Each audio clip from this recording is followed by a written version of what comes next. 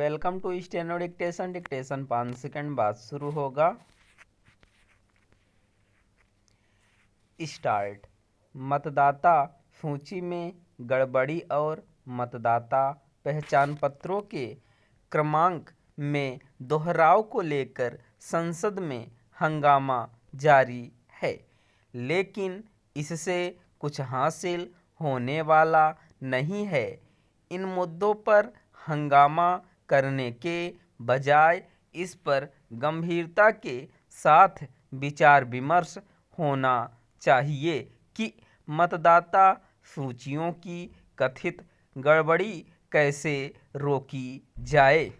लेकिन सबसे पहले यह स्पष्ट होना चाहिए कि मतदाता सूचियों में कैसी गड़बड़ी होती है और क्या विपक्षी दलों की ओर से जैसी गड़बड़ी की शिकायत की जा रही है वैसी वास्तव में हो भी रही है।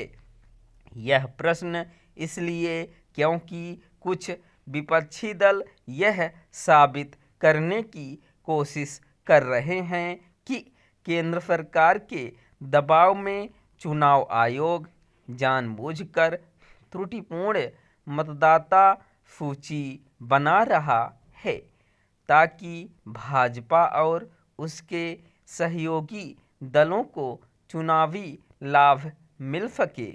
मतदाता सूची तैयार करने का काम चुनाव आयोग करता है और इसके लिए वह जिस सरकारी मशीनरी का सहारा लेता है उस पर राज्य सरकारों का नियंत्रण होता है। यदि विपक्ष यह कहना चाहता है कि गैर भाजपा शासित राज्यों में भी सरकारी मशीनरी चुनाव आयोग के दबाव में गलत मतदाता सूचियां तैयार करती हैं तो इस पर यकीन नहीं किया जा सकता। मतदाता सूचियों में गड़बड़ी का सवाल उठाकर विपक्ष लोगों का ध्यान खींचने में इसलिए नाकाम है क्योंकि एक तो वह कोई पुष्ट प्रमाण सामने नहीं रख पा रहा और दूसरे यह साबित करने की अतिरिक्त कोशिश कर रहा कि चुनाव में धांधली होती है।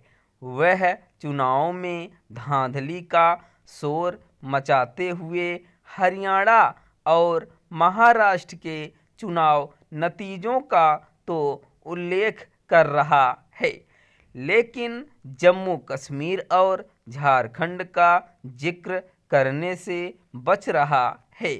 क्या वह यह कहना चाहता है कि जहां-जहां उसे पराजय मिलती है वहीं-वहीं धांधली होती है? समस्या केवल यह नहीं है कि विपक्षी दल चुनाव आयोग को बदनाम करने में लगे हुए हैं, बल्कि यह भी है कि वे अपने मनगढ़ंत आरोपों के सहारे चुनाव प्रक्रिया को लेकर लोगों के मन में संदेह पैदा करने का काम कर रहे हैं। क्षुद्र राजनीतिक स्वार्थों के लिए चुनाव प्रक्रिया को लेकर लोगों के मन में संदेह के बीज बोना लोकतंत्र विरोधी आचरण ही है।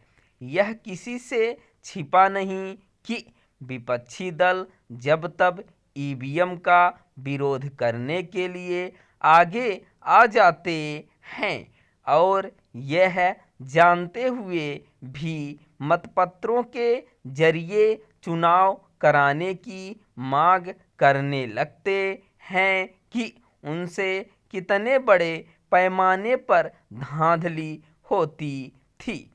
विपक्षी दल मतदाता पहचान पत्रों में एक जैसे नंबर का मामला भी इस तरह उठा रहे हैं, जैसे इससे भी चुनावी धांधली होती हो।